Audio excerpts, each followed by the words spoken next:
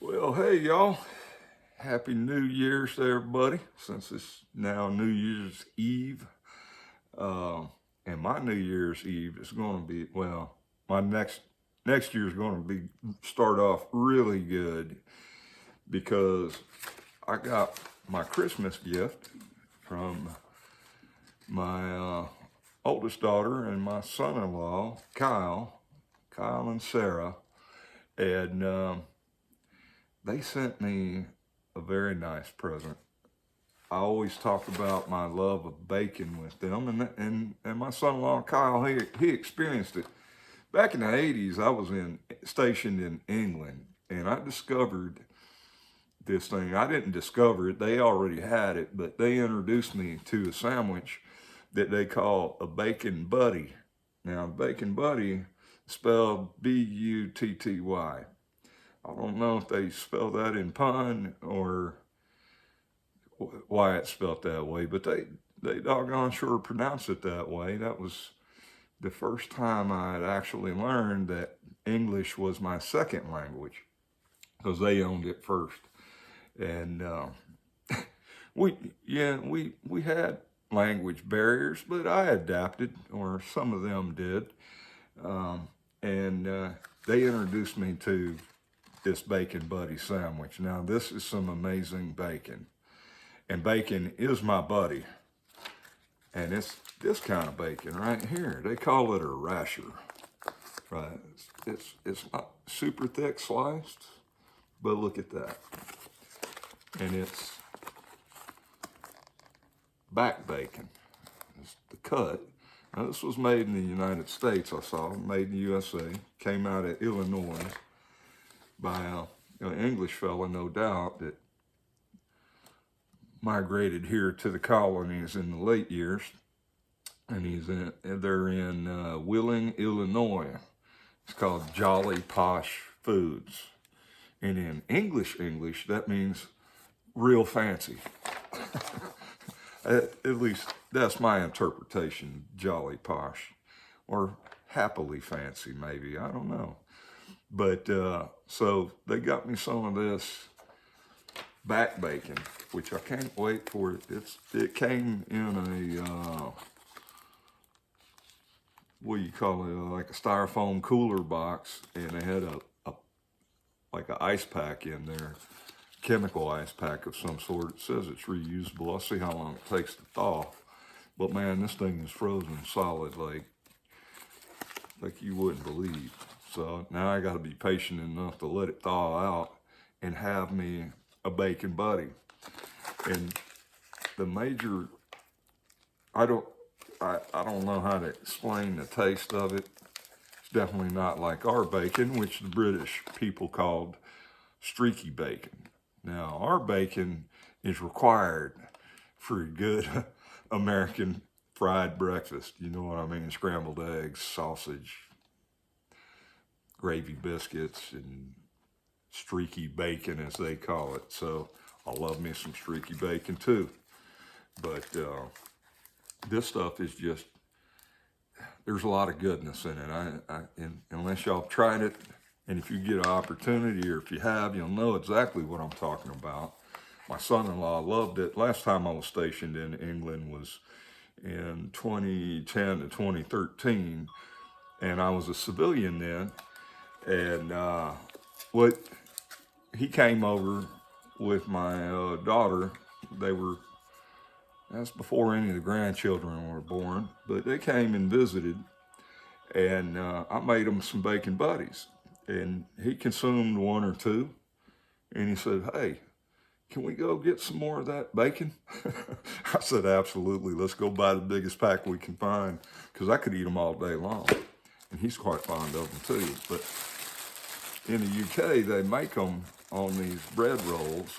They call them BAPS, B-A-P-S. They're soft, white, flour-dusted BAPS.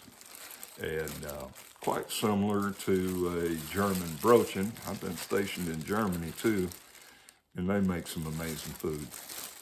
But I gotta let these ones thaw out. I gotta put this back before the track gets all wet, but I'll be right back, y'all.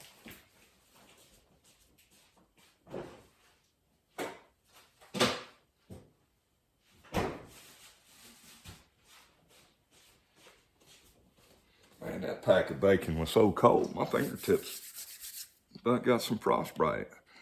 So, any of y'all interested in getting you some back bacon? This place right here, Jolly Posh Foods.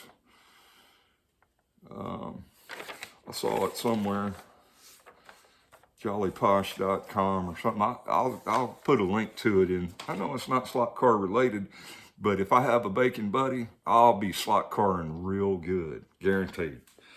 But anyway, so what I did, y'all remember I showed you the terminal track that had the melty on it. So I took it apart and had a look. What I had discovered is this little charcoal looking piece right here used to be one of them capacitors. Now that capacitor went from the lane that I was running on, this one, it goes from through the controller from the power supply to that track rail.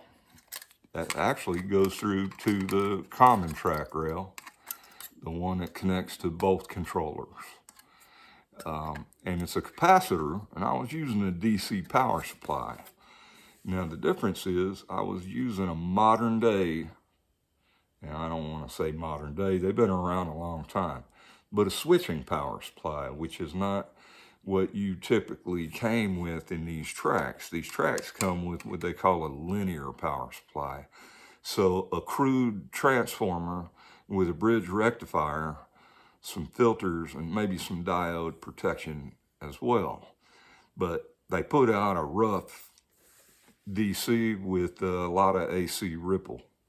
So they probably installed these capacitors to reduce AC ripple on the DC power supply that was feeding in here. The more, I'm gonna say more crude, but and those typically don't put out an amp. They're typically under an amp, so there's generally not that much current flowing through until you have track malfunctions or controller malfunction or car malfunction.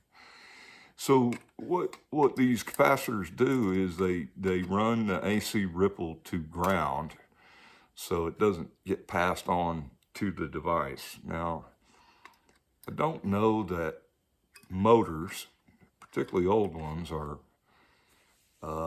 would even care about AC ripple. As a matter of fact, the rippling AC might even give you like some inertial punch, if you know what I mean, the rising and falling of the voltage. It could, I guess in the case of a motor, because most motors, conventional motors, not three-phase motors, they'll run on, some of them run on AC and DC. Most slot car motors run off of AC and DC. Matter of fact, the TCRs, at least the ones I've owned and run and the track that I've run, they provide AC most of the time, or all of the time. When you mash on that action button, you apply a diode and generate a DC voltage that is in a particular polarity, so the wheels turn the other way, but the car carries on going forward due to the transmission in it, or the way the gearing is in that rear axle. But in this case, so we exceeded the tolerance of this particular capacitor that we can no longer see the value on. And you see there's a capacitor on this controller line, there's one on that one, and there's two paired up in inbound, a large one and a little bit smaller one. But when you put capacitors in parallel, the capacitance goes up, but the current toleration goes down, something like that. But like I said, I'm not big on theory. I know what it's supposed to do. But what I find interesting about this track is I don't know how old, what year or generation it is. I would guess it was later on. As a matter of fact, I know this came out of an AFX Racemaster set. And like I said, it had this plate covering the bottom, which made me quite curious because most of the time, all I ever see are just these pieces of metal that are spot welded to the rails. And that spot welding is very durable. I've never really had any of them pop loose. I guess you could. I've cut them before to isolate the tracks. But you got to seriously get a good pair of cutters to get through that tin. I'll call it tin. I'm not sure what kind of metal it is. But if you look on an older one that I know is from the G Plus era, this orange AFX one, look at that. No capacitors, right? So when I first started noticing capacitors on cars, other than, like a Mega G Plus, Tyco Mattel, in the later years on the 440 X2s, they had them plates on the X2 pickups that had a capacitor soldered across there. There was probably for FCC compliance, because it does the same thing. It will take AC it'll pass AC, but not DC. So to a DC power supply, it's invisible, but any AC ripple from the power supply or noise generated from the magnetic field of the motor going on and off or whatever you're doing will be shunted to ground. That's the theory, and it will do that. How efficiently, I don't know. I've never put one on the spectrum analyzer and done that, and I might try to do that experiment later on and see how effective these things are. But I think using this in conjunction with a switching power supply, so that power supply is doing a whole lot of things to maintain the voltage at a constant, and we're here taxing it. We're adjusting the resistance on the output, and we're changing the load on the motor almost continuously.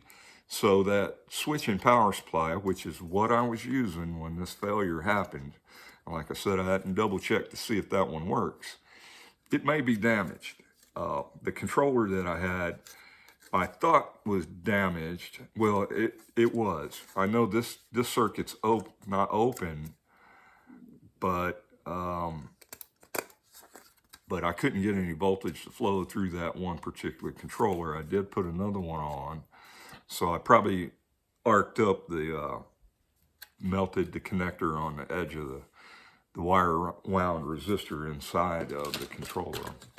And when I say wire wound, man, I can't say that. Wire wound resistor, which is what that bar in there that you see that wafer running across. So that's just like a big old coil that runs all down there, but it's called a wire wound resistor. I'm sure it would work as an inductor as well in a RF circuit. I've never tried to measure what that inductance would be. It's not relevant for slot car, but always something I think about. So this is a brand new one. There's no arcing on there, but I showed you one yesterday that had some arcing. That was not involved in this particular event.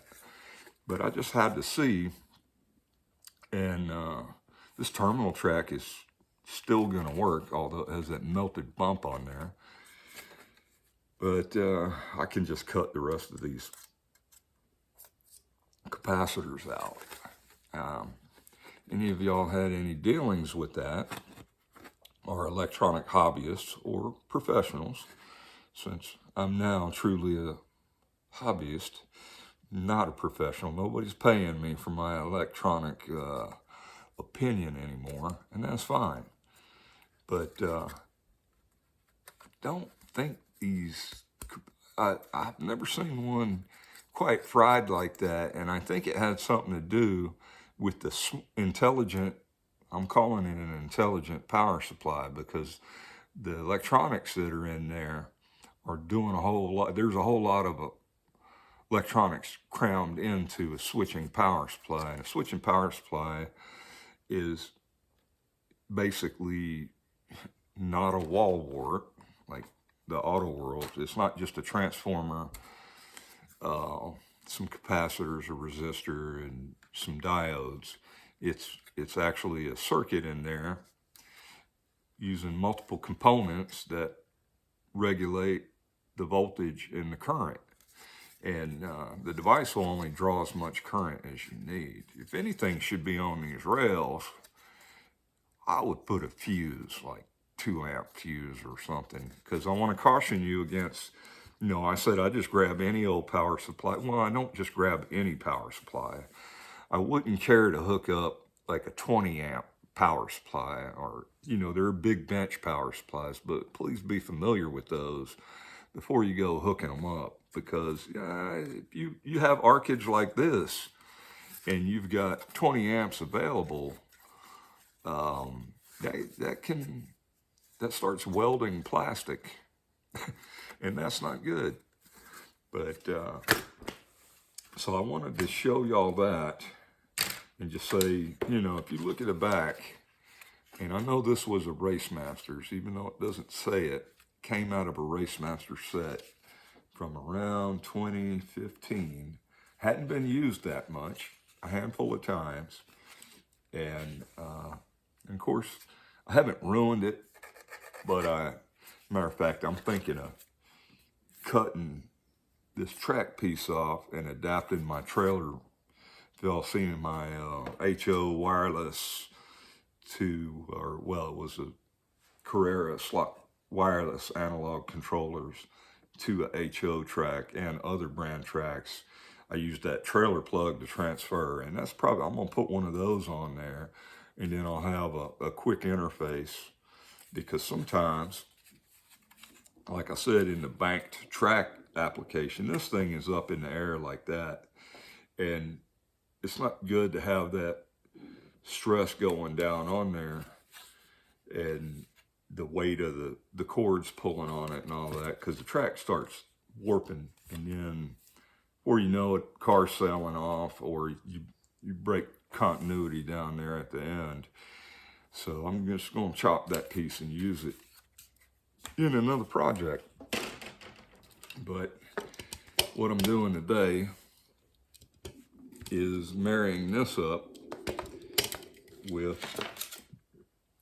a new Auto World, and I'm just gonna do it real quick. I'll go ahead and do it on camera. It'll be exceedingly boring unless I mess it up. That might be a little more interesting. But what I start with, I usually get a good piece of dual wall heat shrink tubing. Now you see the size of that shrink tubing, right? You say, no way that's going to shrink down. But if you're doing a lot of hobby work and you have wires of dissimilar size, and you have kind of bulky joints where you've married the wires together, you want some stuff like this, because it's lined with marine grade epoxy or glue of some sort. And this is a 4-to-1 shrink ratio. So that'll shrink down 4 times smaller than it is right now. And it's pretty amazing. Same stuff here. Here's some smaller ones I'm going to put on the individual wire. So I got the one big one way back there. Then I got a couple of split it apart. And so basically, when you're hooking this up, there's no polarity on a controller, right? It's just 2 ends of that wire wound resistor, and the wafer in the middle is connected to one of the wires. Doesn't care which direction the current is flowing. There's no diode in it, so it doesn't matter, right? So you got the Auto World plug,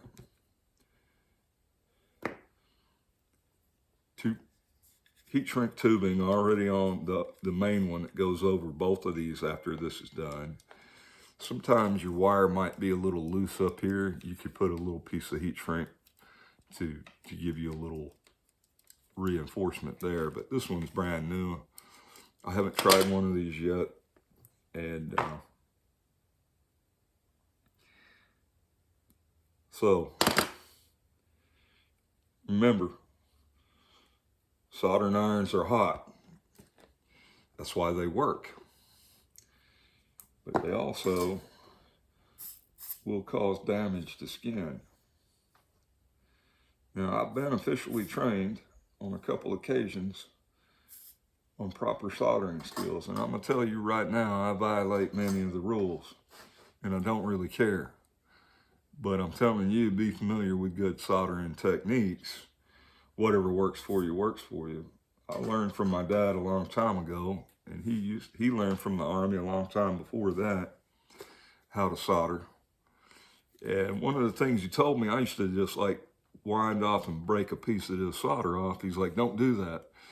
And I said, why? And he said, because there's rosin in there and it's supposed to flow at a certain rate. And I was already throwing the BS flag on them, because when you pull it off, there's no junk comes out. But they do, in fact, tell you don't do that. Just if you want to make a shorter piece, clip it off. But all the techniques that he told me the right way, he used to violate those rules all the time. And when I asked him why, he said, look, I told you the right way. I didn't tell you it's the way I do it all the time. And I understood. So I'm telling you there's a right way, and it ain't necessarily my way. And I normally use these to strip, but if you're not stripping wire that often, you should use a stripper of this nature, generally a good quality one. This one's a good quality one. It's been around a long time. It was made in the USA. I don't know the brand. There's some of them spring-loaded ones too that you mash down on it and it whoops the surplus wire off the end. And now I'm doing something else that he told me you never do. I'm twisting the wire, multi-strand wire. And the reason he said don't do that is because you get your finger oils all on there and it'll contaminate the solder joint, which may or may not be true. I do not know, because in my tiny brain at the time, which has not grown much since, I was thinking, you know what, that thing gets so hot, any of that oil is going to burn right off. I don't know if that's true or not, but it always worked for me. And what I done right there was something I generally don't do first. I dipped it in the flux that makes heat flow. And you do want your tip to always remain clean. I go in the flux every time and then hit the wet sponge. And you'll see that tip gets nice and shiny. And depending on what I'm doing, I'll solder right-handed, which I'm a lefty, but I'm controlling the wire on this side, and I'll just tin this one up. And you don't need a lot on there. One thing I do know that he told me that is true is you should always tin the wires, depending on what you're doing. But in this case, I tin one side of the wires. The other side, I'm going to wrap on top of it, and there's already a base, I'll say a base coat of solder under there. So when I hit it again, it's going to flow and stick quicker. Now, if you're having trouble with a wire solder not holding because you don't want to move it during the immediate cooling process,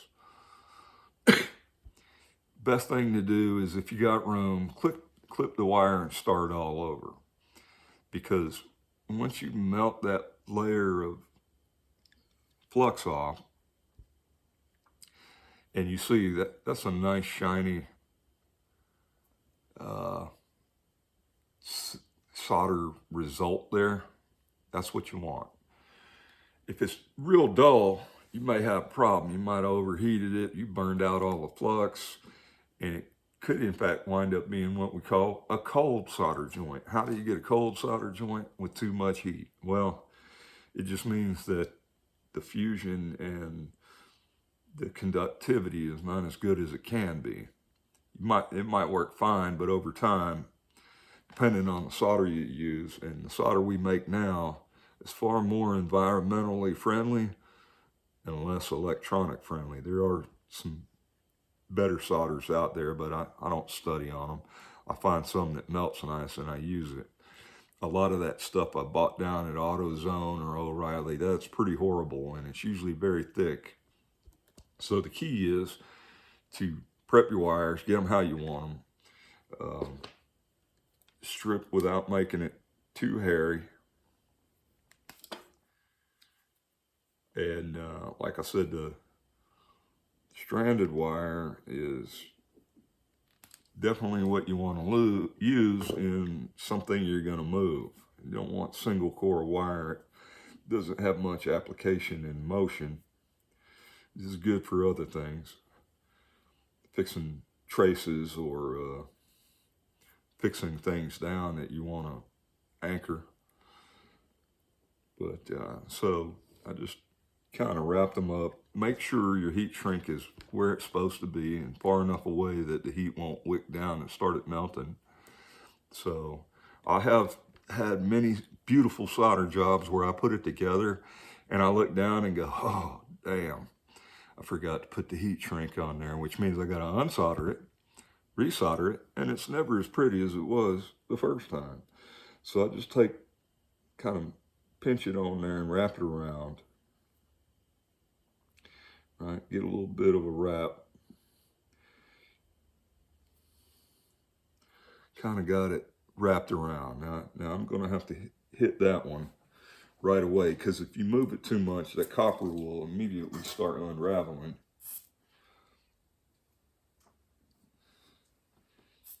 And if it's tiny and hard for you to see, do use a head magnifier or something. Now I can already tell that that one flowed really nice. And the certain, it may sound ignorant, but the way the smoke flowed, the way the color flowed, the sound that it made, and I didn't apply too much heat. I applied enough for it to flow and stick and got away from it. Keep holding it, it makes the solder not want to stay together for some reason. I'm sure there's a scientific explanation for it. I don't know what it is. I just know that it happens. So there we go. So put my other one on here. And I'm going to do my best not to solder them two together to each other. I'll just put something in between, kind of stabilize it a little bit, clean the tip again, it looks good. Hit the sponge, come over here, try not to bump the wire while I'm doing it.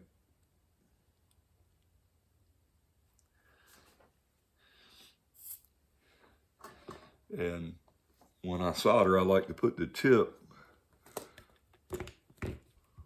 on the underside and the solder from the top, because the heat travels up. And once the heat is through it enough, the solder just gets sucked down to that joint, and it works really well. And I can tell that's a pretty, these are okay. A lot of folks will probably say that ain't pretty, but that's all right, because they ain't gonna be on display for much longer.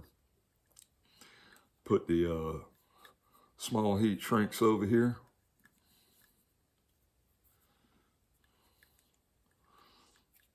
All right, so these are going to shrink down really well. I'm going to heat it. It's going to be a lot of noise because this heat gun makes a lot of noise. I mean, don't knock that. So here we go. Gets hot real fast.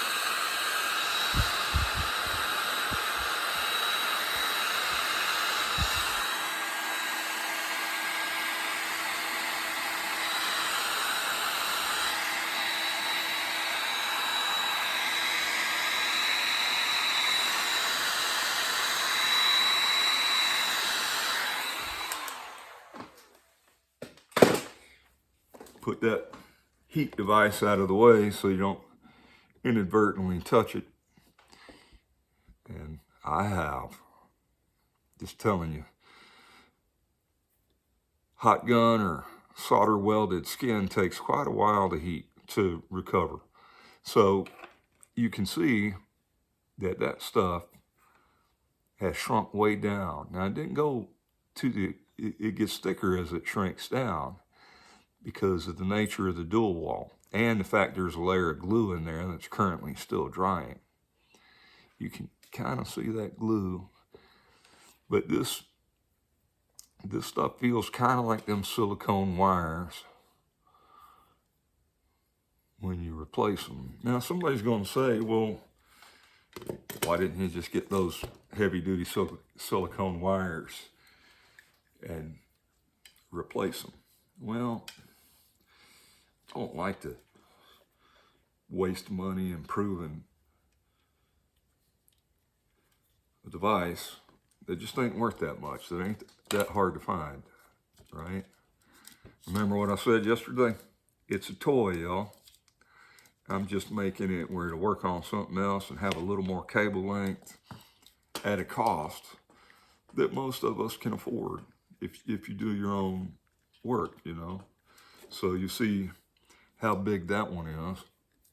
Now I'm going to make sure it goes, kind of want it to be equal on both sides. And when that thing shrinks down, there's going to be a lot of glue in there drying. When it's this big and has that far to go, I generally start in the middle and get it to weld down so that the whole thing doesn't slide if I turn it up like that. Right? I mean, there's some resistance in it right now. But what I'm going to do, I'm going to heat it in the middle, get it to shrink down pretty good, and then I'm going to work my way towards the ends. And when that goes down, all that glue, it's going to form an encapsulated, encapsulated, that's the right word, encapsulated housing around this wire. It'll give you a little more strength. So, you know, because you're always moving with the controller, so we ain't going to have to worry about you breaking the connection. So it should be as strong as the wire itself, right? So here we go. We'll go ahead and take care of that. I won't need that soldering iron anymore. I'll shut that off. So right there in the middle, I'm double checking to make sure it's where I want it. I did shift it a little bit, but here we go.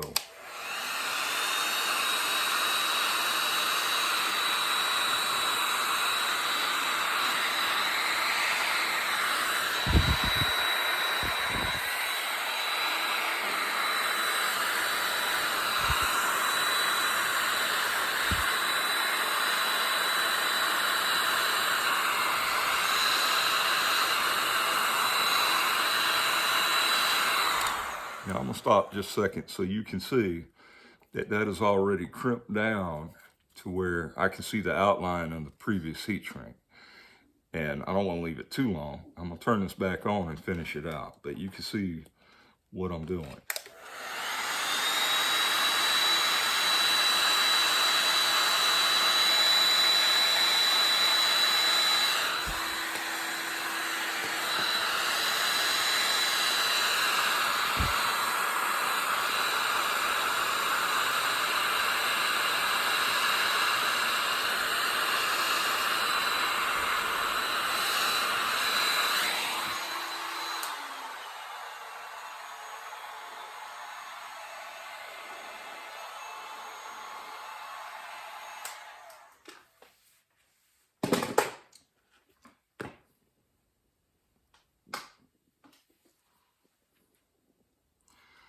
So that's what the final result looks like. And as you come down to these outer edges, be mindful that that heat is having an impact on your actual wire too. So you don't want to melt through there to where they'll short. But it doesn't have to flow much past that because of the way the hot glue travels. And when this hardens up, that'll be real rigid. It's already fairly rigid. And you can see that I wasn't exactly centered, but I'm far enough that that's going to be a good solid connection. I'm confident. So that's good. And now I have an Auto World controller plug on a Tyco. I haven't tested a blue one. I have done black ones before and the yellow ones, and they've been just fine. And these look like the same design. Just got blue because it's Hot Wheels. It was in a Mattel Hot Wheels set. So most of the olders are either black or yellow. But so there you go. If you want to make adapters or, make good use of some old stuff. Like I said, if this one started acting up, got too flaky, I would take some of that CRC spray that I use to clean electronics and spray it on the wire wound resistor, where you can see the interface. You can see that wafer sliding by there. I would get it to where I could see it from your side, not mine, and I'd spray it on there and then work it back and forth. It has an oily residue, and it'll clean that up for you. Sometimes that can save them. If you've arced it up too much or been holding it in one spot, either all the way down or halfway, or you put a rubber band on it and running like a ghost car, it might be beyond repair. But like I say, you find tons of these. I get them in lots of track, and I always keep them and throw them aside and fix them up. And then when I don't want them no more, I just cut that end off. These probably get recycled more than anything with me. And so there you go. Hopefully, like I said, soldering, if you do hobby soldering, that's not beyond your job.